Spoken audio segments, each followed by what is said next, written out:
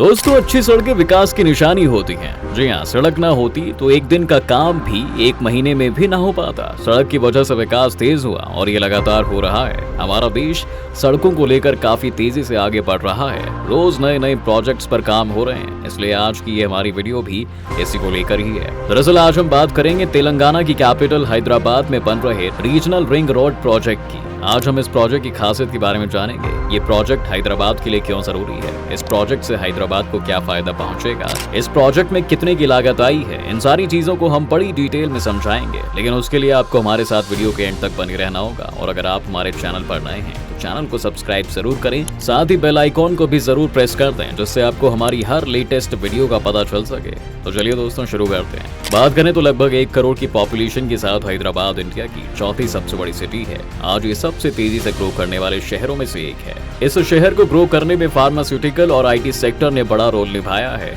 आज ये शहर नई नई इबारत लिख रहा है। बैंगलोर के बाद हैदराबाद ने IT एक्सपोर्ट्स में 1,45,000 करोड़ रुपए का मुनाफा हासिल किया है। दोस्तों, जी हाँ, शहर में हाईटेक इकोनॉमिक जोन्स भी बनाए जा रहे हैं, जिससे नई नई कंपनीज आएंगी। इससे एम्प्लॉयमेंट बढ़ेगी और ट्रैफिक भी इंक्रीज होगा। इसलिए इसको ध्यान में रखते हुए ट्रैफिक इंफ्रास्ट्रक्चर को और इंक्रीज किया जा रहा है। इनमें मेट्रो के साथ रोड के एरिया को और बढ़ाने की बात चल रही है। इसी तरफ नजर डालते हुए 2016 में कनेक्टिविटी को इंक्रीज करने के लिए 158 किलोमीटर की आउटर रिंग रोड बनाई गई थी। गच्चीबौली से शुरू होकर शमशाबाद से होते हुए पेदम्बरपेट, शम्मीरपेट और पट्टनचेरू से निकलकर नारसिंगे में आकर खत्म होती इस रिंग रोड में एंट्री और एग्जिट के लिए 20 इंटरचेंज बनाए गए हैं। ये ring road hitech city, international airport, IKP knowledge park और हार्डवेयर पार्क को आपस में कनेक्ट करती है।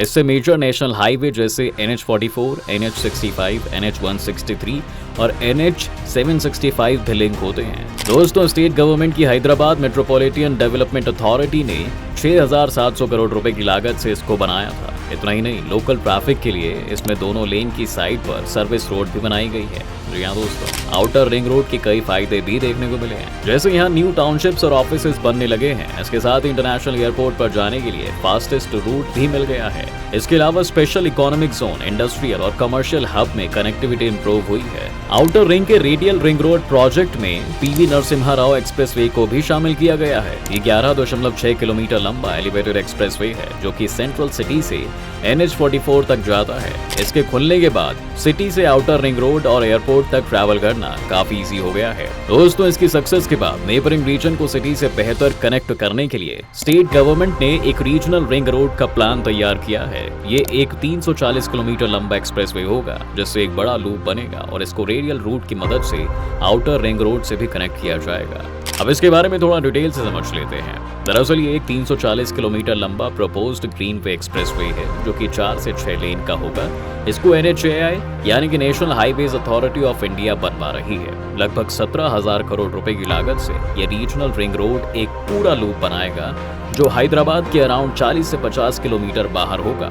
अगर हम इसके रूट की बात कर ले तो इसके रूट की शुरुआत होगी हैदराबाद के ईस्ट से, जो चौटुपल से होता हुआ नागेला और फिर अमंगल, शादनगर, चोंगमल, सांगारेड्डी, नरसापुर, नाचरण, गजवल और भुवनगरी से होते हुए वापस चौटुपल में आकर खत्म हो जाएगा। इसके रूट के लिंक को 24 टाउन और 200 से ज्यादा विलेज से जोड़ा जाएगा। इतना ही नहीं दोस्तों, इसे कुछ मेजर हाईवेज से भी लिंक किया जाएगा, जैसे NH65, NH44, NH163, NH765, NH161, SH1, SH4 और इसके बन जाने से आसपास के शहरों की हैदराबाद सिटी से कनेक्टिविटी आसान हो जाएगी। इसको 2 पार्ट में बनाया जाएगा। पहला नॉर्दर्न पार्ट होगा, जो 158 किलोमीटर लंबा होगा, और दूसरा साउदर्न पार्ट होगा, जो कि 142 किलोमीटर लंबा होगा। रीजनल रोड को आउटर रिंग रोड के 50 रेडियल रूट से कनेक्ट करने का भी प्लान है, जिसके लिए state government detail project report बनवा रही है। इन रेडियल रोड की कॉस्ट 2,500 करोड़ रुपए आएगी। रीजनल रोड के बनने से एरिया में ट्रैफिक इंप्रूव होगा। हालांकि अभी इसका कंस्ट्रक्शन शुरू नहीं हुआ है, क्योंकि जब इसका DPR बन जाएगा तभी लैंड एक्विजिशन किया जा सकेगा। वहीं बात करें तो हैदराबाद मेट्रोपॉलिटन डेवलपमेंट अथॉरिटी ने हैदराबाद का 2031 तक का एक मास्टर प्लान भी दिया है, जिसमें स्टेट की ग्रोथ का विजन और डेवलपमेंट के लिए रेगुलेशन बताए गए हैं। जी हाँ दोस्तों, इसमें एक्सटेंडेड हैदराबाद मेट्रोपॉलिटन रीजन बनाया गया है, जो कि ऐसा ही होगा जैसे दिल्ली NCR है। इसकी एस्टिमेटेड पॉपुलेशन करीब 1,85,00,000 लोगों की बताई जा रही है। इस मास्टर प्लान में लैंड एलोकेशन और जोन प्लानिंग है, इसके साथ ही ट्रांसपोर्ट इंफ्रास्ट्रक्चर के साथ यहाँ पर मल्टीपर्पज जोन भी होंगे, जिसमें टाउनशिप, ऑफिसेज, कमर्शियल बिल्डिंग और पार्क स्पेसेस वगैरह भी बनाए जाएंगे। दोस्तों, अब इन सब चीजों के बीच अगर हैदराबाद के डेवलपमेंट फेज को समझें तो इसके इतनी बड़ी सिटी के रूप में उभर कर आने की कहानी पता चलेगी। बात करें तो साल 2000 में हैदराबाद फार्मास्यूटिकल और बायोटेक्नोलॉजी का हब बन गया था और आज भी इसे जिनोम वैली ऑफ इंडिया ही कहा जाता है। जानकारी के लिए बता दें कि हैदराबाद शहर के करीब 40 किलोमीटर दूर स्थित है जिनोम वैली।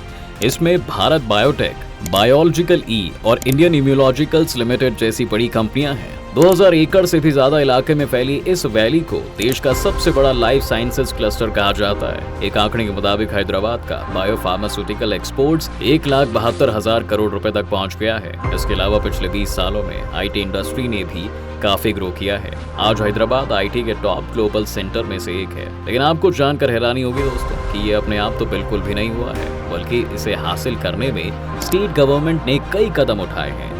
बता दें कि उस समय तेलंगाना का गठन नहीं हुआ था। तब आंध्र प्रदेश के मुख्यमंत्री चंद्रबाबू नायडू ने 1998 में एक टेक्नोलॉजी और नॉलेज एनक्लेव का एस्टैब्लिशमेंट किया था, जिसमें एक हाईटेक सिटी बनाई गई और इसकी पहली आइकॉनिक बिल्डिंग थी साइबर टावर। शहर में एक हाईटेक सिटी के एस्टैब्लिशमेंट होने से कई ग्लोबल कंपनीज ने अपने ऑफिस यहाँ खोले, जिसमें Google, Microsoft, Amazon, Dell, Motorola, Accenture, Deloitte, Wipro और भी बहुत सारी मल्टीनेशनल कंपनी शामिल हैं। इसके अलावा यहाँ इंफॉर्मेशन टेक्नोलॉजी इन्वेस्टमेंट रीजन यानी ITIR भी बनाया जा रहा है, जिसमें IT ऑफिस और इलेक्ट्रॉनिक हार्डवेयर मैन्युफैक्चर करने के लिए 50,000 एकड़ का एरिया दिया जाएगा। ये एक तरीके के स्पेशल इकोनॉमिक जोन होंगे, जिसमें कंपनी को टैक्स हॉलीडे और चीप ऑफिसेज शेप जैसे बेनिफिट मिलेंगे। इसके बन जाने के बाद इसका एम है 3,30,000 करोड़ की इन्वेस्टमेंट को अट्रैक्ट करना, साथ ही IT, ITES और इलेक्ट्रॉनिक सेक्टर में 15 लाख लोगों को रोजगार देना। दोस्तों, आपको जानकर हैरानी होगी कि वर्ल्ड बैंक ग्रुप ने हैदराबाद को बिजनेस करने के लिए दूसरी बेस्ट सिटी का दर्जा दिया है। जी हाँ, यहाँ बिरयानी से लेकर डोसा और इडली तक सब मशहूर है। खाने के शौकीन भी यहाँ खूब हैं, इसलिए आज हैदराबाद मेट्रोपॉलिटन एरिया की GDP काफी तेजी से ग्रो कर रही है।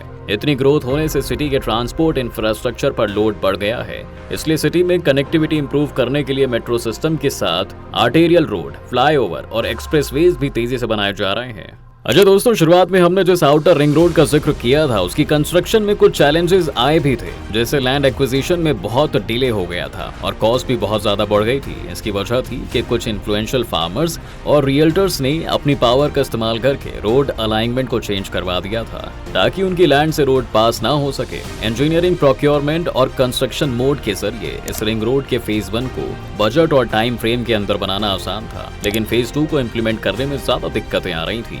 उसकी वजह थी कि ये फेज ज्यादा कॉम्प्लेक्स था और इसकी प्लानिंग में भी ऐसे ही दिक्कत आ रही थी, जिससे फाइनेंसिंग और कंस्ट्रक्शन में डिले देखने को मिला। इसको भी PPP मॉडल के तहत ही बनाया गया था। हमने से ज्यादातर लोग PPP मॉडल को जानते होंगे दोस्तों, लेकिन जिन्हें नहीं पता उनको अगर आसान भाषा में समझाएं तो PPP मॉडल को पब्लिक प्राइवेट पार्टनरशिप कहते हैं, यानी कोई गवर्नमेंट एजेंसी प्राइवेट कंपनी के कॉन्ट्रैक्टर्स को हायर करती है, क्योंकि इंफ्रास्ट्रक्चर प्रोजेक्ट में टेक्निकल, फाइनेंशियल और लेबर रिसोर्सेज चाहिए होते हैं, जो कि गवर्नमेंट एजेंसी के लिए हायर करना मुश्किल हो जाता है। इसलिए गवर्नमेंट प्राइवेट कंपनीज को आउटसोर्स कर देती है, जिसमें कॉस्ट तो ज्यादा लगती है, मगर काम टाइमली मैनर में कंप्लीट किया जा सकता है और सक्सेस के चांसेस भी बढ़ जाते हैं। इसलिए काम PPP मॉडल के तहत काफी आसान हो जाता है। आपको बता दें कि 2006 से इंडिया में PPP मॉडल का ज्यादा इस्तेमाल किया जाने लगा है। इसको लेकर भारत में साल 2010 में कई रूल रिलैक्सेशंस कर दिए गए थे, जिससे PPP प्रोजेक्ट और भी ज्यादा आसान हो गए हैं। आज देश में अलग अलग स्टेजेस पर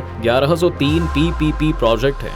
अब आपको जानकर हैरानी होगी दोस्तों कि PPP के कुछ इशू भी हैं। जी हाँ, जैसे प्रोजेक्ट की हायर कॉस्ट, क्योंकि इसमें प्राइवेट कंपनी अपना प्रॉफिट ऐड कर लेती है। इसके साथ ही कुछ कॉन्ट्रैक्टर्स अपना प्रॉफिट बढ़ाने के लिए सबस्टैंडर्ड्स मटेरियल यूज करते हैं और वर्क सेफ्टी पर भी ध्यान नहीं देते हैं। वहीं प्रोजेक्ट इम्प्लीमेंटेशन में भी प्रॉब्लम आती है, जैसे हैदराबाद आउटर रिंग रोड में आई थी। PPP होने के बावजूद भी कंस्ट्रक्शन में डिलेड और कॉस्ट बढ़ जाती है। आज इंडिया में इस मॉडल पर बेहतर तरीके से काम करने के लिए प्लानिंग, डिटेलिंग और इम्प्लीमेंटेशन स्ट्रैटेजीज इंप्रूव करने की बहुत जरूरत है।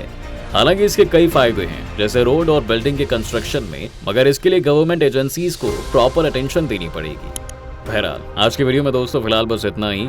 ऐसी नई नई जानकारी के लिए आप हमारी वीडियोस देख सकते हैं, और अगर ये हमारा वीडियो आपको पसंद आया है तो इसे लाइक और शेयर जरूर करें।